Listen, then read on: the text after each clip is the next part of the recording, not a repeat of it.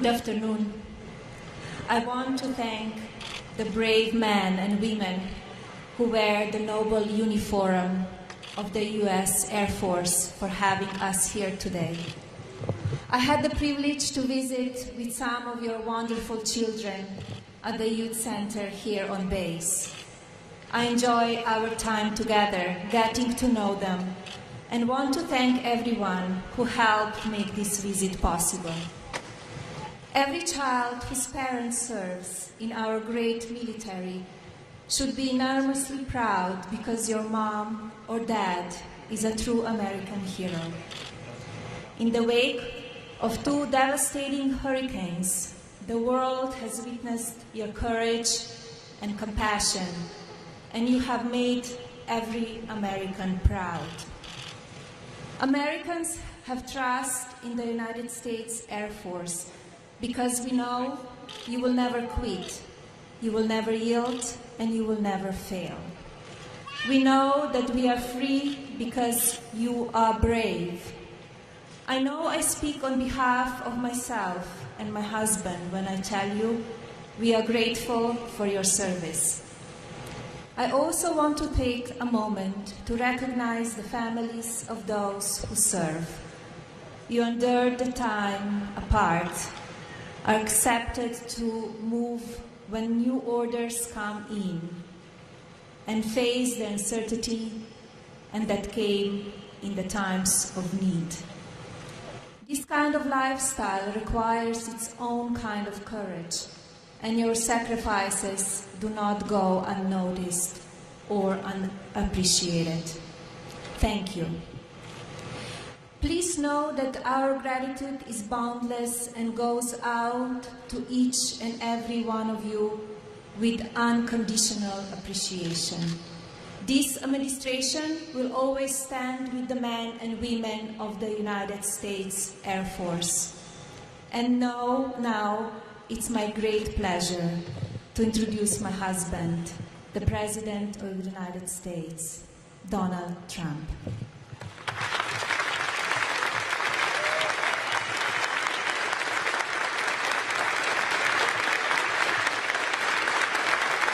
Thank you very much. At ease, please sit down. Thank you, Melania, for that wonderful introduction and for being such an incredible emissary for the American people. She's become very, very popular. I'll tell you that. I'm very proud of her. Thank you. Secretary Wilson, General Goldfein, Chief Wright, General Jacobson, Colonel Tiekert, I'm honored to join you on this really, really historic occasion, the 70th anniversary of the United States Air Force, the greatest Air Force on the face of this earth by far.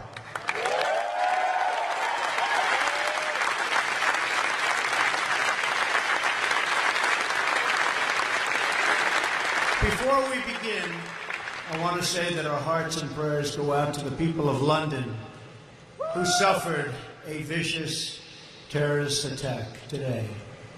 I spoke with a wonderful woman, British Prime Minister Theresa May, this morning and relayed America's deepest sympathy as well as our absolute commitment to eradicating the terrorists from our planet. Radical Islamic terrorism. It will be eradicated, believe me.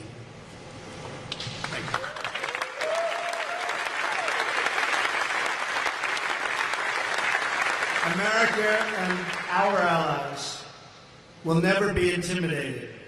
We will defend our people, our nations, and our civilization from all who dare to threaten our way of life. This includes the regime of North Korea, which has once again shown its utter contempt for its neighbors and for the entire world community. After seeing your capabilities and commitment here today, I am more confident than ever that our options in addressing this threat are both effective and overwhelming. Our thoughts also remain with those recovering in the wake of Hurricanes Irma and Harvey. I visited Florida yesterday, where the American people have once again shown the world how resilient, strong, and truly united we are. We're going to help our fellow Americans put their lives, their homes, and their communities back together, because when Americans are in need, Americans pull together. And we know we can always count on the courageous members of our nation's military to be there every step of the way, just like more than 400 Air Force medical personnel who have deployed to Florida to help care for the sick and the injured. To the men and women who proudly wear the Air Force uniform, who keep our country safe and who fill our hearts with pride, thank you for your service and devotion to America. Thank you.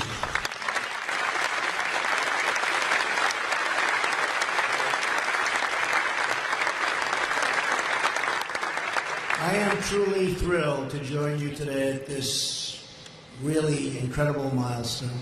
70 years since the founding of the United States Air Force. Congratulations.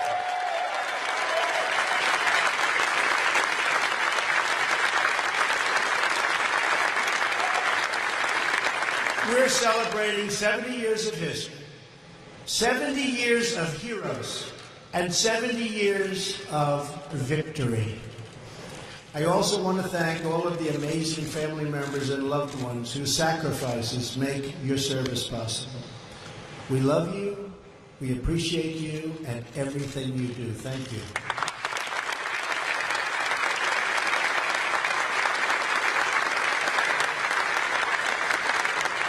For 7 decades, the United States Air Force has pushed the boundaries of science and technology, helped restore peace and stability to troubled lands, and kept Americans safe from those who threaten our very way of life. Nothing inspires more confidence in our friends or strikes more fear in the hearts of our enemies than the sight of American warplanes on the horizon. You patrol the sky, protect the homeland, and deliver American justice to anyone who dares to threaten our people. From the earliest wooden biplanes to the high-tech UAVs to the awesome power and stunning beauty of the F-35, B-2, F-22, and I saw a lot of them today, the F-15, the F-16, the F-18. I don't know which one I like the most. But our aviators have given America total dominance of the air and space, no matter where we fly. Now, when our enemies hear the F-35 engines, when they're roaring overhead, their souls will tremble and they will know the day of reckoning has arrived. That is the way it's been since 1947, when the Air Force was born, during a time of monumental change and uncertainty in the world. Unconditional victory in World War II had come at a terrible price. Millions of lives had been lost, empires had collapsed, and much of Europe laid in ruin. The threat of global communism emerged from the void, left by defeated foes, and the free nations of the world once again looked to the United States to secure the peace. It was at this crucial moment that America established the Air Force as a separate military service and a truly great military service. And from that moment, America has dominated both air and space like no other nation in history. Our air superiority is unquestioned, not merely because we have the best equipment, but because we have the best people by far.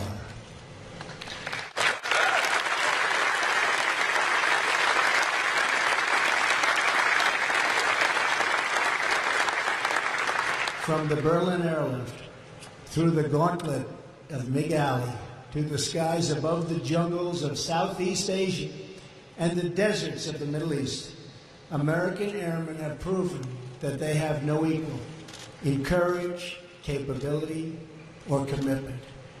You are the ones who own the sky. You are our greatest weapon of all. In the last 64 years, American ground forces have not lost a single life to an enemy airstrike. Pretty amazing. And that is truly a testament to the strategy and skill of American airmen and the essential role you play in our national defense. As Commander-in-Chief, I'm committed to keeping the United States military the best trained, best equipped, and most technologically advanced fighting force on the planet. One of my first acts as president was to direct the rebuilding of our armed forces. And rebuilding we are.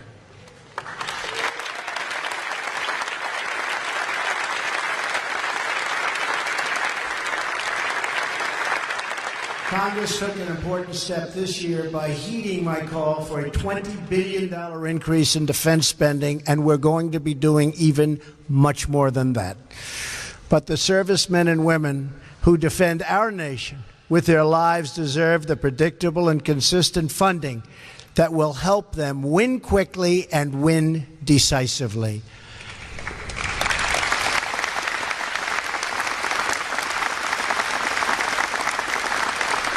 And I will tell you that the new equipment that we're ordering by the billions, by the absolute billions and billions, it's equipment like you've never even thought of before.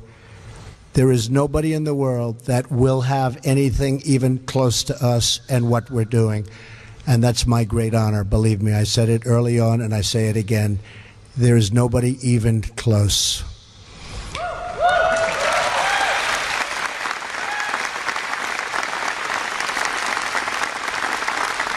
Our armed forces have endured continuous combat for the past 26 years.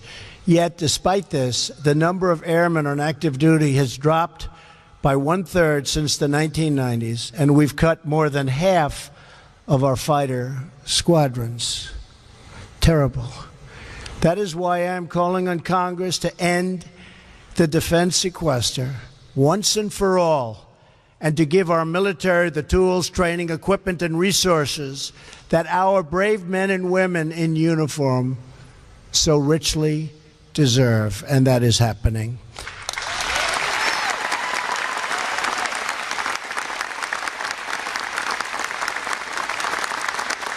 Each of you is fulfilling your duty to America, and now government must fulfill its duty to you and to you. Right? To you, right?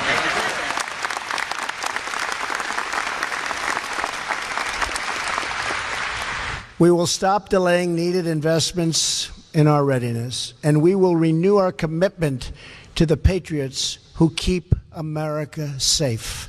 In doing so, we will continue the proud legacy of service that each of you has inherited, a legacy built over the generations by legends like Yeager, Wagner, Rittenbacher, Boyd, Grissom, and Schriever, the heroes who broke barrier after barrier to push America farther, and they really did. They broke so many different barriers.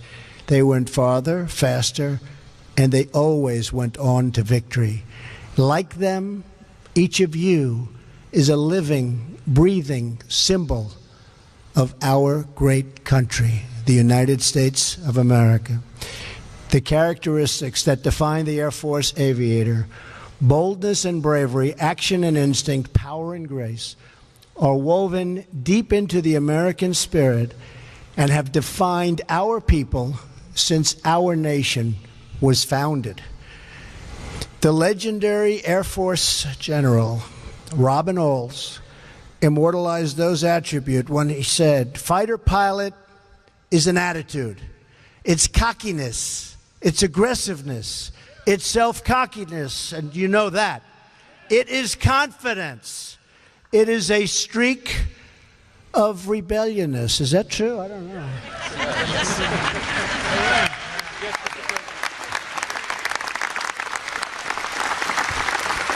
And I just met a lot of these folks. They're better looking than Tom Cruise, and we know they can fight better, and we know they can fly better. They better be able to.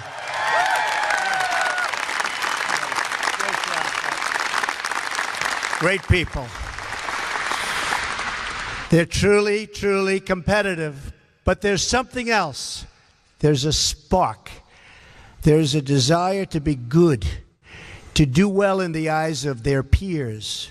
That desire to do good, to soar past every challenger, to overcome every obstacle, and to win for your fellow citizens and the land that we love is the same desire that beats in the heart of every red-blooded American patriot. We are, and forever will be, a nation of pioneers and patriots, risk-takers and renegades, aviators and astronauts. We crave adventure and achievement, exploration and enlightenment. We carved out a home in the new world, gave birth to the modern world, and we will shape tomorrow's world with the strength and skill of American hands. Because for America, the sky is never the limit.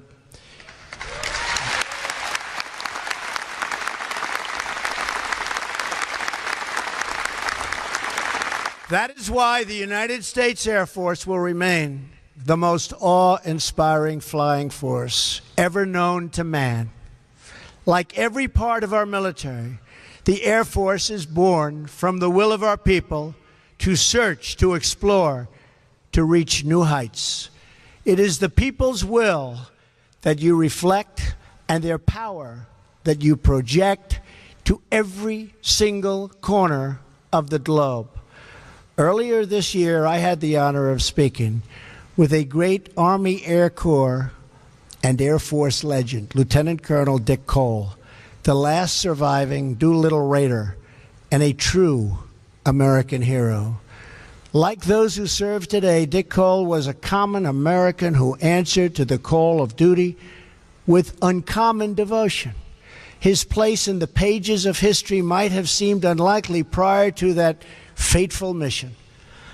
He had never seen the ocean before, boarding a ship that would take him halfway around the world.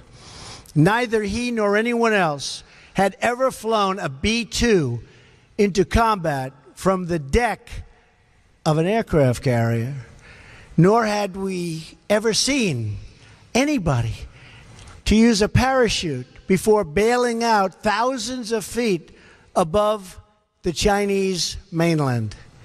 But he knew what his country needed and what his duty required. And there was no barrier that could stop Colonel Cole and his fellow Raiders from accomplishing their mission. It is that spirit of daring, devotion, and duty and love of our country that has defined the Air Force for the past 70 years and will lift each of you to new heights every day from this day forward. There is no distance too far, no speed too fast, no challenge too great, and no height too high that will keep the United States Air Force or the American people from total victory. The American people are eternally grateful. We will stand with you always and never forget, I am always on your wing. Happy 70th birthday to the United States Air Force. Happy birthday to everybody. We are so proud of you. Congratulations to each and every one of you. And thank you for keeping America proud, strong, safe, and free. Thank you. May God bless the armed forces, and may God bless the United States of America. Thank you very much, everybody. Thank you. Congratulations. Thank you.